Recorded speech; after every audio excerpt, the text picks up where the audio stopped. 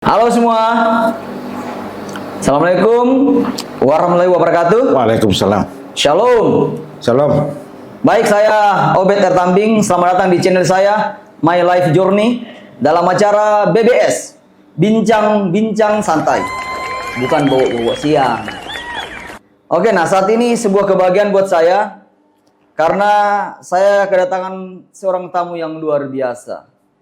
Orang yang sangat berdedikasi, orang yang punya komitmen, orang yang bisa dipercayai, dan selama ini menjadi figur yang luar biasa. Baik buat orang Toraja maupun kaum minoritas lainnya yang mendedikasikan dirinya untuk melayani, baik dalam kegiatan sosial dan beberapa kegiatan lain. Saya tidak akan berlama-lama, saya akan menyambut tamu saya hari ini. Selamat datang Bapak John Panangan SE. Selamat bertemu. Selamat bertemu. Shalom.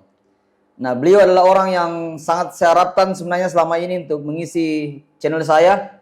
Dan hari ini beliau ada kesempatan, puji Tuhan. Baik, saya tidak akan berlama-lama. Saya akan langsung kepada Bapak John Panangan atau biasa lebih akrab disebut Pak JP. Pak JP. Selamat datang Pak, sekali lagi.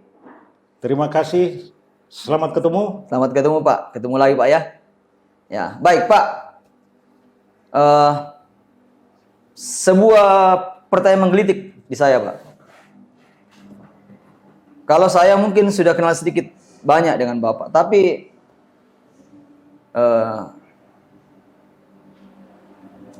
orang di luar sana masih bertanya, siapa sih seorang JP itu? Nah sekarang, siapakah JP? Silakan Pak. Ya baik, terima kasih.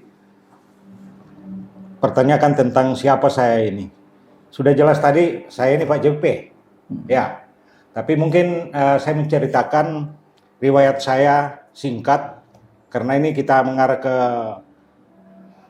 berkolagan politik. Sehingga saya mau katakan bahwa saya mau cerita begini.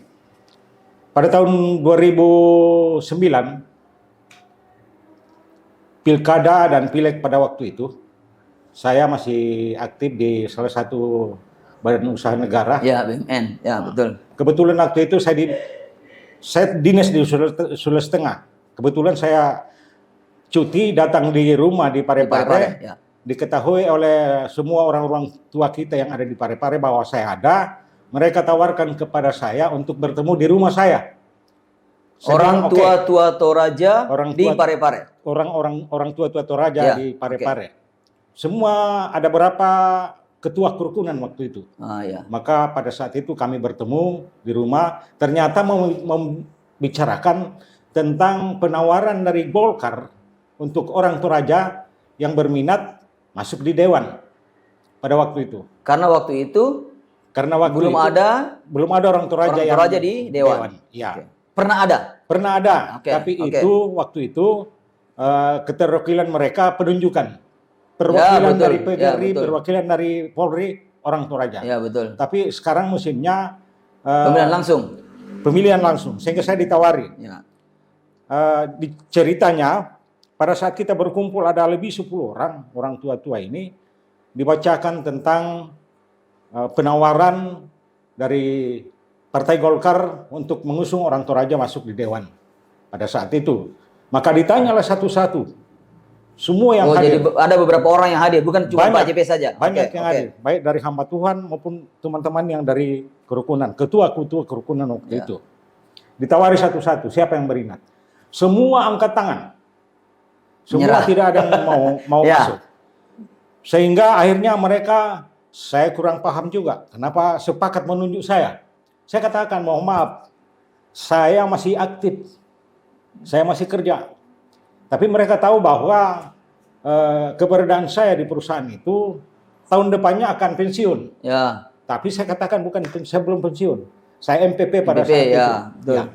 Sehingga tidak ada yang mau. Saya berpikir waktu itu, wah ini penawaran bagus. Tapi tetap mereka mendesak kepada saya untuk memikirkan itu. Maka pulanglah saya ke tempat saya kerja di Sulawesi Tengah. 3 bulan kemudian saya dihubungi mereka. Bagaimana Pak John? Siap. Saya bertanya balik, tidak ada ke orang tua kita yang berminat untuk maju. Ini momen, saya bilang. Ini momen penawaran dari Golkar. Ya, waktu itu ada 2 kursi ditawarkan, satu untuk gender, satu untuk laki-laki. Ya. Ya, tapi gender ini sudah penuh, sudah diambil alih orang. Ya. Untuk di Golkar. Saya tinggal 1 kursi waktu itu, tinggal 1 penawaran waktu itu. Waktu saya bertanya, tidak adakah yang berminat untuk itu?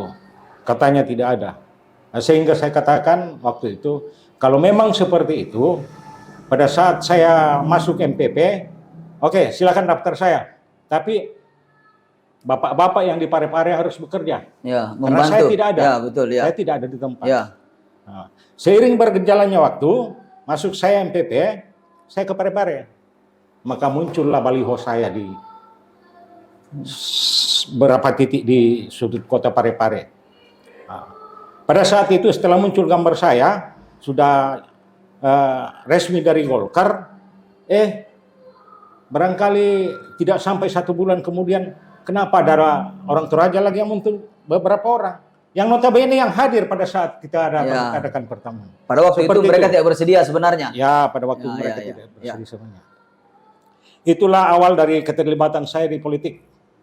Ya, sehingga saya waktu itu tahun 2009 masuk, karena saya masih, sebagian waktu saya masih kerja, saya belum fokus, hanya sekali-sekali datang di Parepare, sehingga dalam pencalekan itu gagal.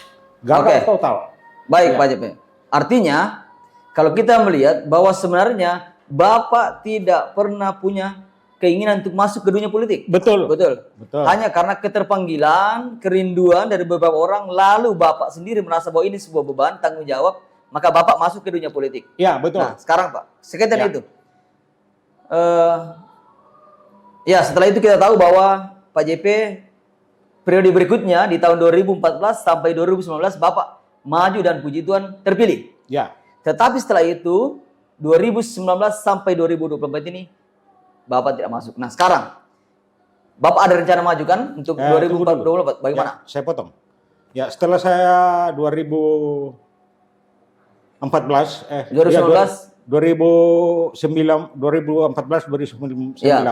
periode. Saya terpilih waktu itu, banyak hal-hal yang saya perjuangkan di pemerintah yang terakomodir.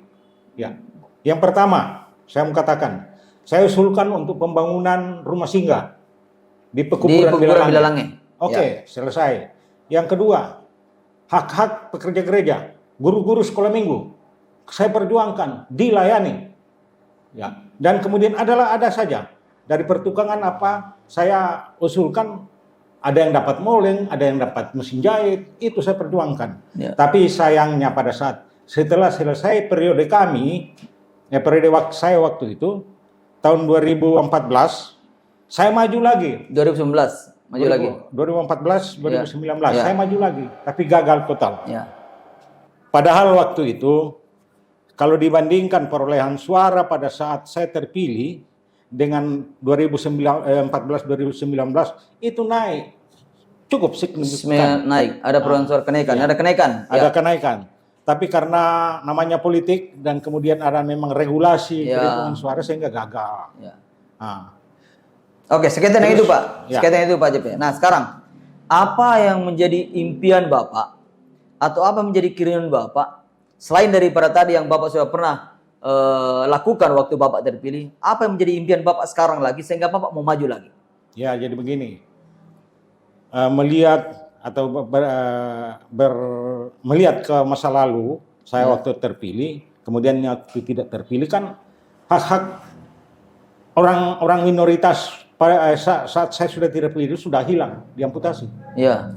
Guru sekolah minggu, bantuan ke gereja hilang semua. Ya. Nah, ini yang memicu saya memanggil. Saya merasa terpanggil untuk ingin memperjuangkan itu kembali. Ya, selain itu hal-hal lain yang merupakan kebutuhan kita orang minoritas, ya kalau Tuhan berkenan, saya akan berbuat seperti itu, Pak. Oke, nah, kalau melihat situasi sekarang menghadapi pileg yang biasanya menghangat, ya menghangat.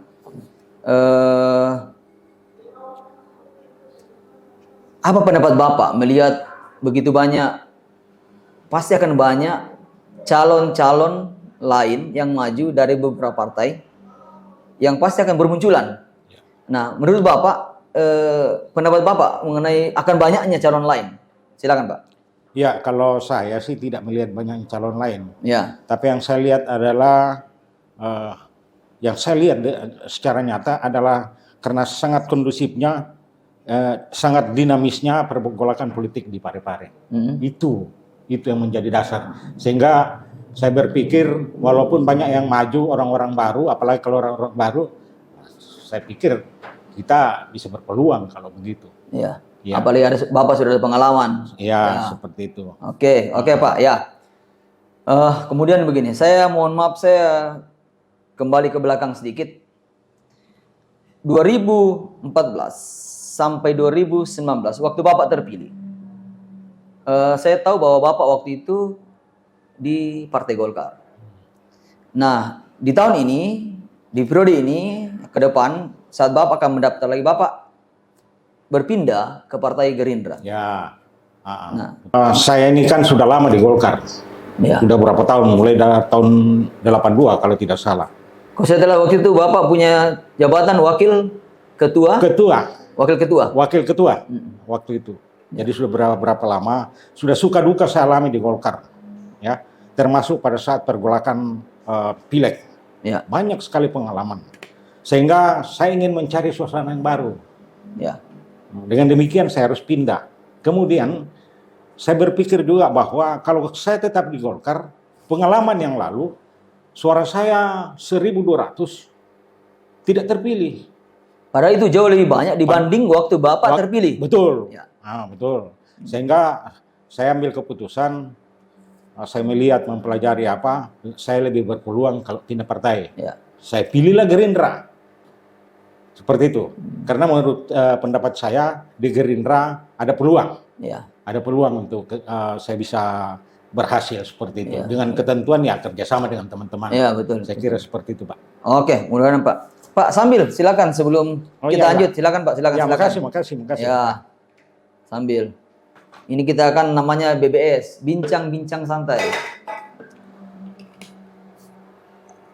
Wah, ini Kopsus ini. Mantap ini. Nah, baik. Ini tidak di-endorse, jadi saya tidak sebut dari mana. Ya. Oke, baik. Selanjutnya Pak JP.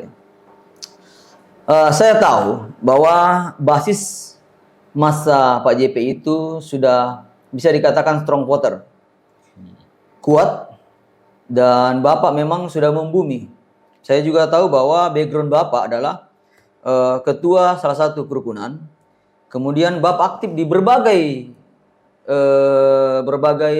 komunitas. Bahkan Bapak sempat menjadi ketua dari sebuah yayasan, sehingga pasti Bapak sudah dikenal. Nah, tetapi begini Pak. Seperti Bapak tadi katakan bahwa meskipun perolehan suara Bapak di tahun 2019 itu naik sebenarnya, tetapi itu tidak terpilih. Nah, sekarang mungkin ada langkah-langkah konkret yang Bapak lakukan untuk menjangkau atau membuat strong voter ini tetap kuat dengan Bapak, lalu mungkin ada tambahan dari pemilih lain. Mungkin ada langkah-langkahnya Pak, silakan. Ya, jadi begini. Saya ini kan sudah ada pengalaman. Ya. Saya sudah maju untuk ketiga kalinya. Pertama gagal, kedua berhasil, ketiga gagal lagi. Nah, dengan kegagalan itu saya ada belajar. Yang pertama, memang saya sadari bahwa ada pemilih pemilih yang tidak mengganggu, pokoknya apapun jadinya tetap pilih Pak John. Ya, strong voter. Ya, betul. Seperti itu. Ya. Tapi saya tidak mau terpaku seperti itu. Saya komunikasi dengan teman-teman bagaimana caranya sehingga barangkali sistem harus dirubah. Dan rencananya saya akan lakukan pertemuan langsung kepada calon konstituen. Ya, istilah Pak Jokowi belusukan. Ya, saya akan seperti itu. Saya tidak akan rekrut kalau umpamanya memang ada sinyal abu-abu. Ya, swing voter, abu-abu. Ya, betul. Saya tidak akan rekrut. Ya. Dan harus bertatap muka, langsung bertatap muka bicara dengan orangnya. Yang sehingga bisa langsung meminta komitmen begitu Pak ya. Walaupun bukan saya yang langsung, tapi ada tim yang akan kita didik, yang kita akan latih supaya melakukan hal seperti itu. Jadi saya yakin dengan cara seperti itu akan membantu untuk meningkatkan suara kita dibanding dengan yang lalu. Ya. Seperti itu. Saya juga, ya saya percaya Pak, pemirsa sekalian di channel saya bahwa Pak JP ini orang yang sudah sangat membumi. Seandainya makanan ini biar tidak perlu promosi, sudah pasti laku. Ya, cuman memang melihat dinamisnya pemilihan sekarang, begitu banyaknya calon yang sudah pasti semua juga bergerak. Ya apa yang beliau lakukan tadi saya percaya bisa. Mudah-mudahan bisa Pak membuat suara Bapak meningkat. Nah, sekarang Pak, kita berandai-andai semoga Bapak jadi periode 2024-2029 Bapak maju dan bisa diridhoi Tuhan Bapak terpilih. Nah, apa komitmen Bapak yang Bapak bisa lakukan untuk konstituen Bapak atau pemilih Bapak atau buat rakyat Parepare? Ya. Silakan Pak. Ya, terima kasih. Sebenarnya ini sudah ada di konsepnya, sudah ada di otak ini. Oh iya. Nah, cuma belum saya cetuskan. Ya. Namun saya ditanya seperti itu ya, saya harus menjawab. Ya. Jadi supaya Pak, supaya pemirsa channel saya mengerti dan mungkin orang Parepare melihat lalu tergerak hatinya untuk terima kasih. Memilih Bapak. Ya, yang pertama saya akan perjuangkan yaitu memperjuangkan bantuan untuk rumah-rumah ibadah, gereja. Ya, gereja, ya, pura rumah, mungkin, ya, atau mungkin masjid dan sebagainya, begitu ya? Rumah ibadah lah. Ya, rumah ibadah. Dan memperjuangkan juga pemberian hak-hak kepada pekerja gereja. Contohnya kepada pendeta, kepada guru sekolah minggu, kepada koster, kepada TU, itu kan pekerja gereja semua. Tapi sebenarnya ini sudah pernah didapatkan pada saat saya duduk. Sekarang ini tidak ada. Maka inilah yang saya harus perjuangkan lagi. Itu yang jadi konsep Waktu pertama. Bapak terpilih itu ada. Ada satu. Itu hilang. Ada satu. Ya. Yaitu guru sekolah minggu. Oh begitu ya. Belum ke pendeta, belum ke koster, belum ke, tidak ada sama sekali. Yang lebih lagi pada saat ada, setiap tahun ada bantuan dari pemerintah untuk pembangunan gereja. Oh begitu, ya. Setiap tahun. Ini sekarang tidak ada. Jadi itu yang sebenarnya salah satu yang memicu saya, artinya saya merasa terpanggil untuk memperjuangkan lagi itu. Itu pertama. Yang kedua, mudah-mudahan Tuhan berkenan, kita akan adakan ambulans. Wah luar biasa. Ya, itu luar biasa. Ya. Ambulans ini kalau ada ambulans ini merupakan suatu kebutuhan pokok di lingkungan masyarakat. Ya. Mereka tidak akan susah-susah lagi, tidak diminta-minta. Ya. Tapi kalau ada kedukaan mereka tidak akan susah-susah lagi. Ya, pinjamkan Pak John, ambulans, tidak akan ngomong begitu, sudah ada. Ya. Mudah-mudahan Tuhan berkenan. Ya. Amin. Seperti itu. Ya. Oke. Ini juga saya akan berusaha mengupayakan pada setiap, kalau saya duduk ya. Kalau saya duduk. Mudah-mudahan Pak. Amin. Ya. Setiap ada kesempatan atau setiap ada kesempatan pada waktu-waktu tertentu, waktu periode tertentu, saya akan berusaha untuk memberikan bantuan kepada organisasi masyarakat yang organisasi masyarakat tempat, contohnya umpamanya ke kerukunan, secara periodik. Ya. Jadi tidak tentukan waktunya, pokoknya ada kesempatan saya akan memberikan bantuan. Secara berkala ya. Secara berkala. Iya. Seperti itu ya. Gitu Pak ya? Ya. Berikutnya saya akan memfasilitasi teman-teman kalau umpamanya ada urusan dengan pemerintah. Contoh. Ada contoh yang saja. Ada keluarga kita yang membutuhkan BPJS. Sangat sulit untuk mengurus itu. Mau urus ke lurah, mau urus, sangat sulit. Nah kalau ada kita yang mengerahkan, kita yang mengawal, saya kira tidak ada masalah. Ini kan merupakan satu keluhan masyarakat yang mendasar. Padahal itu sebuah kebutuhan. Padahal itu kebutuhan dan hak mereka. Ya, saya kira seperti itu. Selanjutnya akan menunjukkan atau memperjuangkan ke pemerintah agar supaya bisa memberikan bantuan kepada sekelompok kerja atau apa yang sesuai dengan bidangnya masing-masing. Contoh tukang kebun, perkebunan lah, perbengkelan, apa saja yang seperti itu. Itu kan kelompok-kelompok sesuai. Bisa lewat pokir begitu Pak ya? Begitu atau bagaimana Pak? Kalau pokir lain, Hmm? ya memang di pokir kan bisa diputuskan itu. Iya. Tapi kan kalau hanya di pokir itu tidak semua tercakup. Oh iya, Ya. iya. Ada saja. Tidak semua terakomodir ya? Tidak semua terakomodir. Ya. Umpamanya, walaupun kita minoritas dibilang orang gunung, orang Toraja, orang mana, tapi ada yang nelayan. Apa salahnya kita minta bantuan ke pemerintah untuk memberikan perahu? Iya, betul. Seperti itu. Atau punya Ya. perahu tidak punya mesin. Ya, Nah, itu. saya kira itu ada cukup. Ya, ya. Itu kurang lebih ya. Jadi Kurang lebih ya. teman-teman pemirsa saya di channel saya, kita lihat tadi bahwa ternyata kalau saya melihat apa yang Pak JP sudah sampaikan, sangat sedikit untuk pribadi beliau. Ternyata beliau berkomitmen banyak buat masyarakat Parepare. Dan ya, Parepare butuh orang-orang seperti ini yang mau membantu orang banyak, apalagi kaum minoritas. Oke, Pak, di akhir sesi saya hari ini, pertemuan dengan Bapak, mungkin ada closing statement, mungkin ada hal-hal yang Bapak mau ungkapkan untuk membuat pemirsa di channel saya melihat Bapak, mendengar Bapak, sehingga mereka yang sudah strong voter akan terus memilih Bapak, dan mungkin yang masih swing voter, yang masih abu-abu bisa beralih ke Bapak. Mungkin ada closing statement, Pak. Silakan, Pak JP. Ya, terima kasih. Saya kira begini. Tadi saya sudah menyampaikan komitmen saya. Ya, mudah-mudahan Tuhan berkenan memberkati saya dan boleh saya lakukan. Amin, ya. Itu pertama. Yang kedua, saya lihat di kita orang minoritas di Parepare ini bisa dapat 2 kursi. Dua kursi. Tapi itu nanti. Ya. Itu nanti ya. Nah, hanya saya mau sampaikan bahwa kalau memang masyarakat inginkan keterwakilan seseorang, maka pilihlah JP.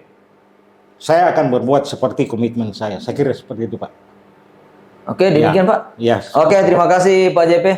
Semoga perjuangannya Terima kasih. berhasil Pak, diberkati Tuhan. Amin, Ya, amin. Ya. Oke, baik pemirsa, teman-teman saya di channel My Life Journey.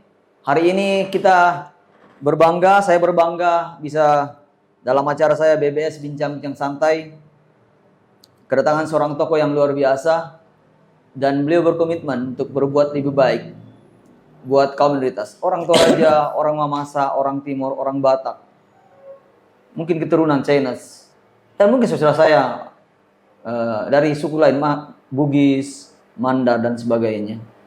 Teman-teman, kita lihat bahwa beliau punya komitmen. Dan kiranya apa yang menjadi bahasan kami hari itu menjadi sebuah pembelajaran atau menjadi sebuah hal yang berguna buat ke depan. Ingat, kita akan menghadapi pemilu caleg atau pemilihan anggota legislatif kota, provinsi, pusat, dan pilpres pada tanggal 14 Februari 2024. Ingat, pilih yang terbaik, pilih orang yang bisa mewakili Anda, dan jangan pernah salah pilih. Terima kasih dari saya. Semoga ke depan kita jauh lebih baik, dan ingat, jangan lupakan channel ini, My Life Journey, bincang-bincang santai. Terima kasih. Assalamualaikum warahmatullahi wabarakatuh. Selamat Shalom.